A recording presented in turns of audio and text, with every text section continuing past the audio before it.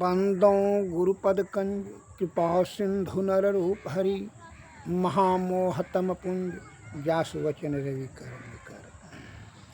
भक्तगणों को तथा देशवासियों को मेरा हार्दिक नमन।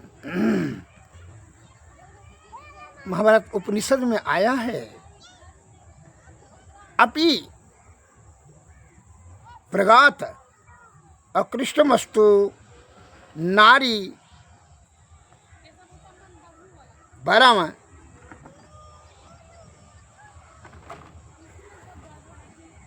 धर्म में कांडली क्षणो तबात ये तैव मार्गैत यतिक्षात परमाम गतिम। अर्थात कोई नीच वर्ण का पुरुष और स्त्री ही क्यों न हो, यदि उनके मन में धर्म संपादन की अभिलाषा है तो इस योग मार्ग का सेवन करने से उन्हें भी परम गति की प्राप्ति हो सकती है। नीच वर्ण का हो, नीचे बुद्धि वाला, उससे कोई मतलब नहीं है। जब उसकी प्रबल इच्छा होगा, धर्म संपादन की अभिलाषा है उसके मन में, तो वह योग धर्म योग मार्ग का सेवन करके उन्हें भी परम गति प्राप्त होगी। इसमें जरा भी संशय और संदेह नहीं है। ईश्वर के दरबार में या ऊंच नीच इस पर विचार, धनवान अमीर गरीब राजा रंक, इस पर किसी प्रकार का कोई भेदभाव नहीं है। प्रबल इच्छुक होना चाहिए। इसलिए अंग्रेजी में बताया है, everything melts before that internal radiance. जो प्रबल जिज्ञासु हैं उनकी सभी समस्याओं की समाधान अंतःकरण इंद्रियों में हो जाती है। एक राजा ने इस बात का बहुत बाजार लगवाया, बहुत बड़ा बाजार लगवाया। उसमें अनेक प्रकार का वस्तु का व्यवस्था की गई थी। कहीं बहुत स्वादिष्ट 56 प्रकार के भोजन हैं, कहीं सुंदरी सब स्त्री सब नृत्य कर रही हैं, सोना चांदी जवाहर मोती हीरा लाल, कहीं हाथी घोड़ा गाय भैंस इत्यादि सुंदर से सुंदर वस्तु सभी का जो है वहाँ परिपूर्ण व्यवस्था कराई गई है। राजा साहब ने यह घोषणा किया कि 12 बजे दिन तक, 8 बजे से 12 बजे तक 4 घंटा समय दिया। इसके कोई भी वस्तु अगर जो छुएगा उसी का हो जाएगा, वो ले जा सकता है। लेकिन समय उसको 12 बजे तक का ही समय दिया जाएगा, जो वस्तु को वो छुएगा। और इस प्रकार घोषणा करके नर नारी को उसमें घुसाया गया। उस मेला में 8 बजे प्रवेश किया और उसमें सभी वस्तु की सुंदर सुंदर परिपूर्ण व्यवस्थाएं राजा के द्वारा कराई गई थी।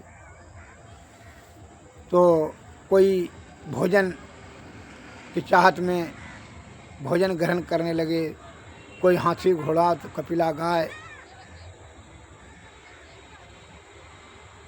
कोई सोना चांदी हीरा मोती जवाहर, कोई खूबसूरती स्त्री, रूप रस गंध शब्द स्पर्श सुगंध खुशबू वाला सब भी व्यवस्था की गई थी। स्पर्श सभी उसमें विषय भोग का वस्तु प्रचुर मात्रा में व्यवस्था कराई गई थी। बहुत से सज्जन विषय भोग में लिप्त हैं। कोई सुंदर स्त्री को ले जा रहे हैं, कोई सोना चांदी हीरा मोती, कोई गाय को, जब कोई भैंस को, कोई घोड़ा को, कोई हाथी को, कोई ऊंचा ऊंचा जो है बहुमूल्य वस्त्र इत्यादि सब फंसे हैं।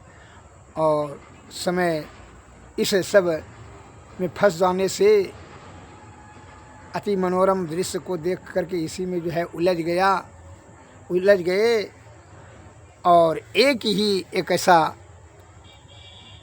जो युवक था वह कुछ नहीं देखा, जैसे उसमें प्रवेश किया वह जो है बिना कुछ देखे सुने समझे वह डायरेक्ट राजा के पास पहुंच गया और राजा को ही छू लिया।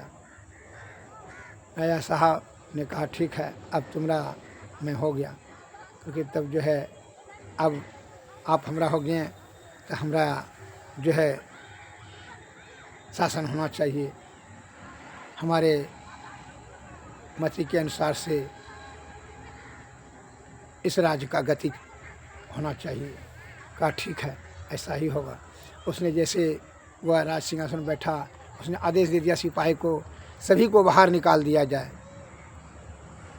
यह घोषणा रद्द की जाती है। कहा अब समय समाप्त हो गया। राजा साहब ही एक सज्जन के अधीन में हो गए, वही राजा बन गए हैं, इसलिए उनकी अवधि अब समाप्त हो गई। इसलिए सभी को जो है सिपाही ने पकड़ करके बाहर निकाल दिया। कुछ प्राप्त नहीं इसका। इसलिए हमारे गुरु महाराज कहते हैं he who gripe much hold little, जो बहुत कुछ पाने का इच्छा करता है वह कुछ नहीं पा सकता है। खाली हाथ आया खाली हाथ चला जाता है। अभी जैसे आप यह 4 पार्ट में 4 घंटा 4 पार्ट में आपका जीवन यहाँ विभाजित है। प्रकृति ने जो राजाओं का भी राजा परमात्मा प्रकृति ने आपको दे रखी है, और इसमें आपको प्राप्ति करने का भी 4 लक्ष्य है, धर्म अर्थ काम और मोक्ष। और जीवन का 4 घंटा ही आश्रम दिया गया है, बाल्याश्रम, गृहस्थाश्रम और वनप्रस्थ आश्रम, संन्यास आश्रम और वनप्रस्थ आश्रम, 4 आश्रम। तो आप करते क्या हैं कि बाल्याश्रम तो आपका 20 वर्ष ऐसे अबोधता में चला जाता है और बच गया। अब शादी ब्याह हो करते तो अब गृहस्थाश्रम में चलते हैं, तो वह काम वासना में संलिप्त होकर करके बाल बच्चा ही जो है पैदा करने में लग जाते हैं और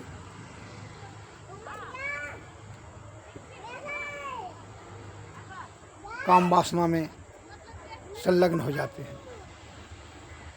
अब उससे भी 20 वर्ष उसको ऐसे चला जाता है। अब 40 से बाद जब होता है 60 में, आप धन का कामना करने लगते हैं। तो 20 वर्ष तो धने धन हाय धन करते करते कामी और कंचन में ही 40 वर्ष ऐसे खो दिया। 20 वर्ष तो बाल्यापन में ही चला गया। 60 वर्ष और औसतन आयु अभी तो वही 60 हो ही रहा है। और जब 80 में 60 से ऊपर जाते हैं, कोई सज्जन पुरुष अपने को संभाल के रखा है, तो वो क्या होता है, वह शरीर को अपनी दुर्बलता को छीन करने में ही 20 वर्ष मन इलाज के चक्कर में ही चला जाता है। नाना प्रकार का शरीर में सप्त धातु में दूषित या कमी के कारण से नाना प्रकार का रोग रूपी महादुख ने घेर लेता है, जिसके कारण से उसी का निवारण हेतु आप बड़ा बड़ा डॉक्टर का, बड़ा बड़ा हॉस्पिटल का जो है फेर में समय भी खत्म हो जाता है। एवं प्रकार से ईश्वर प्राप्त करने के बारे में तो कभी प्रयत्न आप किया नहीं। तो उसके अंत में क्या होता है? दुर्गति। मरने के समय में भी विषय का ही चिंतन करते हैं। खाए हम बेटा को जो है कलेक्टर नहीं है बना पाए, जगह ज़मीन नहीं है खरीद सके, मकान भी छूट गया, पोता भी एडमिशन नहीं है करा सका, उस दुश्मन को जो है तबाह नहीं है कर सकें। मैंने नाना प्रकार का जो है इच्छा पूर्ति भोजन भी नहीं मिल सका, सुख भोग भी नहीं पूर्ति हो सका। एवं प्रकार से यही सब चिंतन करते करते आपका प्राण शरीर को छोड़ देता है और विवश होकर के माया के वश में आकर करके आप फिर 84 लाख योनि में चले जाते हैं। विषय में आसक्ति होने के वजह से क्या उसी प्रकार का मरने के समय में भी चिंतन करते हैं। तो ये जीवात्मा का जीवन मरण दुस्सह दुख हुई, जीवात्मा का यह पिंड के चक्कर में नाना प्रकार का कष्ट सहना पड़ता है। इसलिए हमारे गुरु महाराज ने कहा है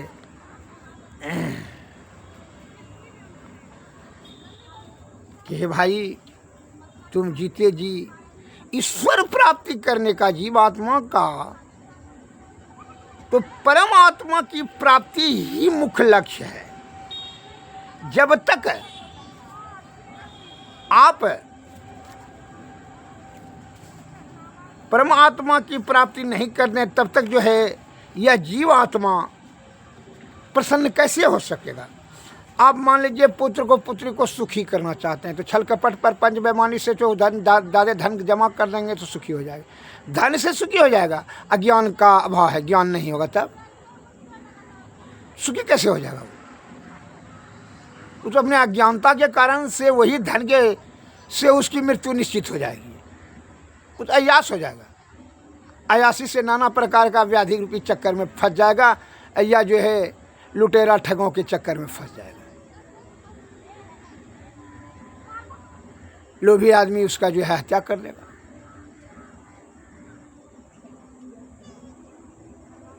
इसलिए जो आप सोचते हैं कि धन से सुखी कर देंगे,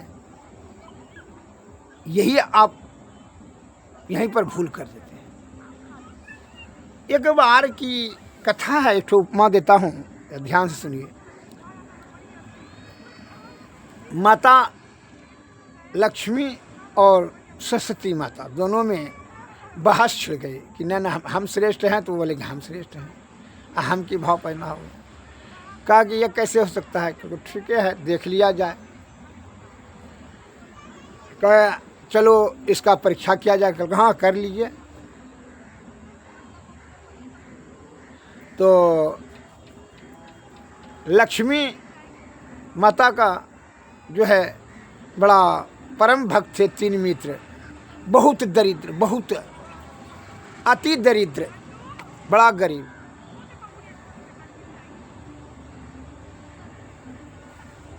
वह लक्ष्मी माता का पूजा पाठ कर कहा कि चलिए। तो लक्ष्मी माता ने कहा देखिए ये मेरा भक्त है, अब इस पर जो है इसी पर हम जो है एक्सपेरिमेंट करते हैं। तो सरस्वती माँ का ठीक है, इस पर जो है तुम अपना जो है शक्ति प्रयोग करो। तो माता लक्ष्मी ने कहा ठीक है, इनका कृपा करके उनको जो है ना सोना का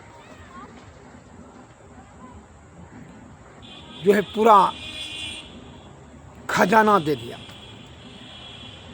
जंगल में तीनों लकड़ी काटने के लिए गए थे, तो वहाँ सोना का खजाना मिल गया।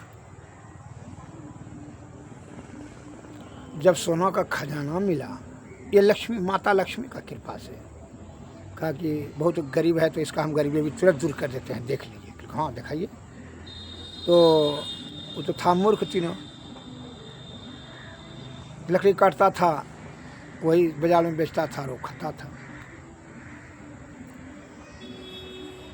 तो जो माता लक्ष्मी का कृपा हुई तो सोना ही सोना, 50-100 कुंटल सोना आगे में धर दिया।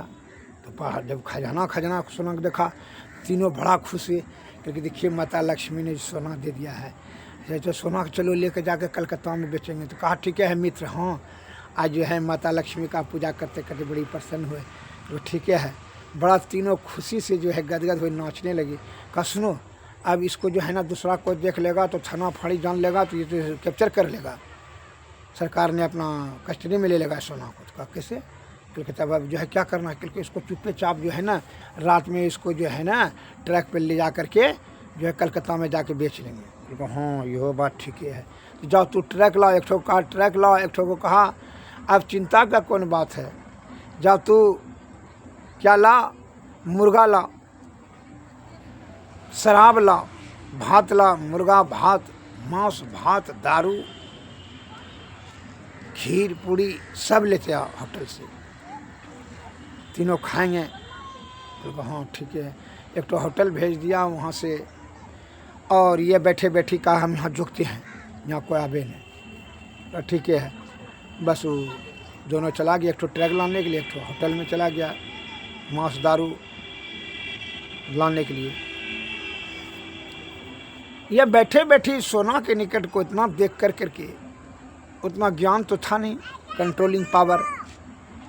अटेंडम जो किसी को धन हो जाए वो तो मदांध हो जाएगा,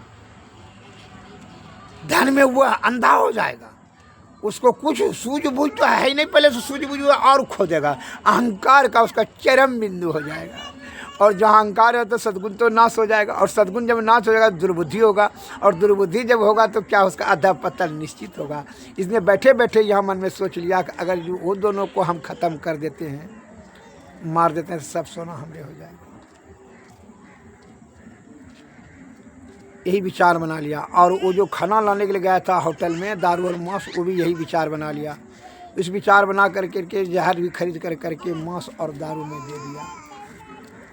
और जो ट्रक लाने के लिए गया था, यह भी बीच में विचार कर लिया कि अगर यदि उन दोनों को मार देते हैं तो जो है हमरे सब सोना हो जाएगा, तब तो हम ये अकेले जो है राजा बन जाएंगे। यही विचार किया कि ठीक है जाते हैं, ट्रक से चौंक के मार देंगे।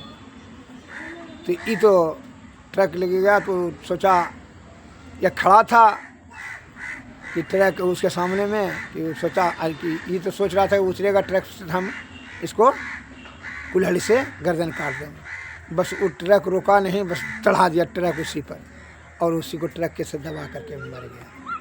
अब ये उतर कर करके खड़ा रहा, उधर से जो है मांस भात दारू लेकर के आया। ये भी जो है ये जो ट्रक से उसको मार दिया था, अब अकेले बचा, अब मांस दारू लेकर के आया। ये क्या क्या धोखे से जो है जैसे आया मांस दारू धरा, बस गर्दन पर जो है कुल्हाड़ी चला दिया, उसका गर्दन भी उड़ गया, 2 खंड हो गया, वो भी मर गया। और यह भी मांस और दारू और भात खा करके, खीर पूरी सब खा कर करके, ये भी जहर के प्रभाव से मर गया। तीनों का नाश हो गया। अब लक्ष्मी सरस्वती माता कहती है, यह तीनों का तो है जीवन लीला तुम्हारे धन के कारण से नाश हो गया, अब इसका पाप तुमको भोगना होगा। तो लक्ष्मी माता ने उसी समय सरस्वती माँ से क्षमा याचना की कि सही बात, धन से जो है वो अहंकार हो जाता है, अहंकार से सद्गुण नाश हो जाता है, और सद्गुण नाश होने के कारण से अधः पतन हो जाता है, उसका नाश निश्चित हो जाता है, जैसा कि अभी हुआ। इसलिए कहते हैं, नहीं ज्ञानन सदृशम पवित्रम यह विधत्ते, ज्ञान से बढ़कर श्रेष्ठ और पवित्र दूसरा कोई वस्तु नहीं है। जब भी आप कामना करें, ज्ञान का ही कामना करें, ज्ञान से ही सुख, परम सुख, आनंद, परमानंद अर्थात ईश्वर की प्राप्ति है। इसलिए सभी समस्याओं का समाधान ज्ञान से होता है और ज्ञान प्रगाढ़ अध्ययन से होता है और गुरु के मार्गदर्शन से, आत्मचिंतन से। इसलिए सद्गुरु के शरण में तू जा और वहाँ उनकी कृपा से क्या ज्ञान प्राप्त कर और ज्ञान से ही तुम्हारा जो है ध्यान कर और ध्यान से ही तब जो है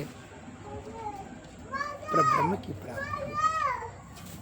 यह काम जीते जी करना है। नौकी कामनी कंचन सुरा सुंदरी में जो है आप अपना आयु को नष्ट कर रहे हैं। इसलिए हमारे गुरु महाराज ने कहा है सत्संग योग में, जीवत ही करुआ साधु भाई, जीवत ही करुआ साधु, जीवत तम जय जीवत बूझई, जीवत मुक्ति गढ़वा साधु भाई, जीवत ही करुआ सा,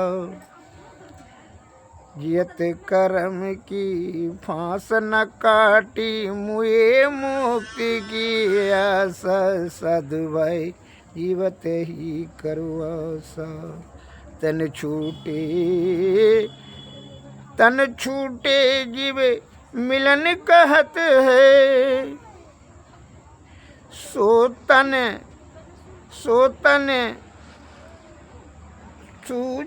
झूठी आस साधु भाई, जीवत ही करुआ सा।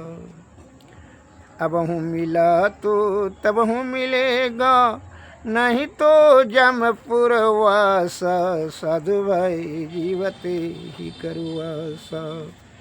दूर दूर ढूंढे मन लोभी, मिटे न गर्व तरासा साधु भाई, जीवत ही करुआ सा। साथ संत की करे न बंदगी, कटे कर्म की फासा साधु भाई, जीवत ही करुआ सा।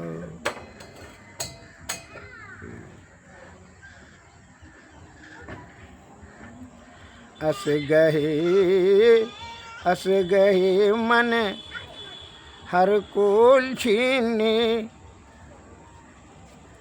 समय की विश्वास साधु भाई, जीवत ही करुआ सा।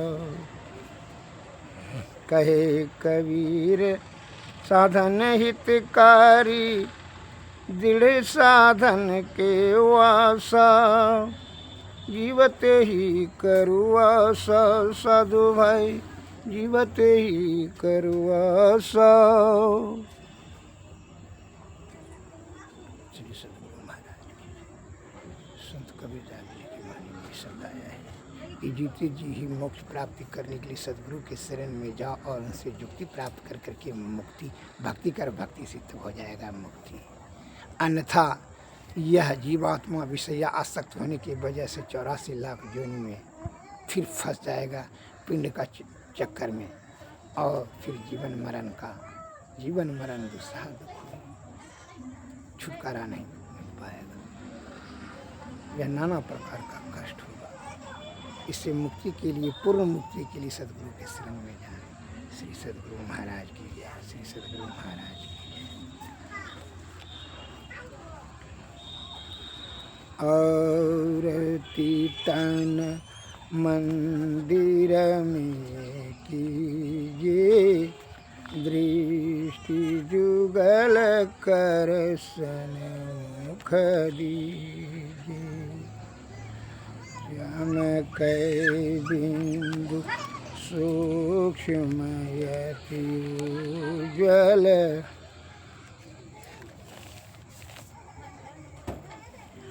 ब्रह्म ज्योति अनुपम लख लीजिए, जगमग जगमग रूप ब्रह्मांडा, निरखी निरखी ज्योति तज दीजिए, शब्द सूरत अभ्यास सरल तर, कर करी सार सवद गही लीजिए, ऐसी जुगति कया गढ़ त्यागी, भव भ्रम भेद सकल मल छीजि भवखंडन यारति यह निर्मल करिमहि अमृत रस पीजि आरती तन मंदिर में कीजिए दृष्टि जुगल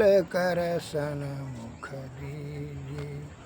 श्री सद्गुरु महाराज की जय। श्री सद्गुरुवे नमः। जय हिंद, जय भारत, नमस्कार।